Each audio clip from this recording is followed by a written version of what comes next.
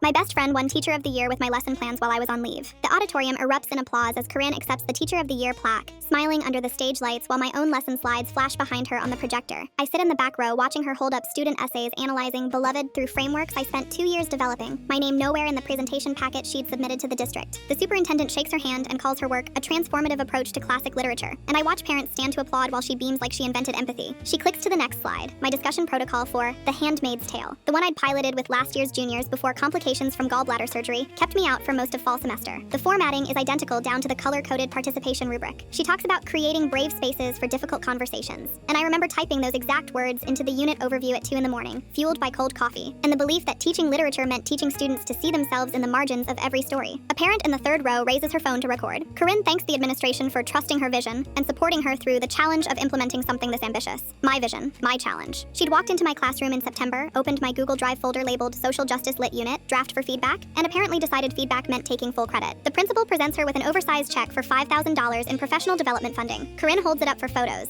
I'd shared it with her in June, asked her to look it over and tell me if the scope felt too ambitious for high schoolers. She'd said it was brilliant. She'd said she wished she'd thought of it first. Turns out she just decided to pretend she had. The ceremony ends with a standing ovation. I stay seated. Corinne steps off the stage and gets swarmed by colleagues offering congratulations. I watch her hug the art teacher, accept a handshake from the athletic director, pose for another photo with the superintendent. No one looks at me. No one knows I exist in this narrative except as the person who happened to be gone when greatness occurred. She finds me near the exit as people filter toward the reception in the library. Her face lights up like we're old friends reuniting after a pleasant vacation. She pulls me into a hug that smells like her vanilla perfume and says, "I'm so glad you're back." I held down the fort. I step back. "You didn't mention the curriculum existed before you taught it." She laughs, light and dismissive. "Well, I did implement it, and I made some adjustments based on what worked with the students. You weren't here to be nominated anyway, so it would have been weird to bring you up during the acceptance speech." The casual rewrite of reality hits like a slap. I'd been recovering from surgical complications that left me unable to stand for more than 20 minutes without exhausting myself. I'd spent August and September in bed, October and November doing physical therapy, December finally regaining enough strength to think about returning to work. She'd spent that time turning my lesson plans into her professional highlight reel. "I shared those plans with you for feedback," I say, "not for you to claim them." She touches my arm, voice dropping to something meant to sound compassionate. "You've been through a lot. Maybe we can talk about this when you're feeling more settled." Full story on my channel below.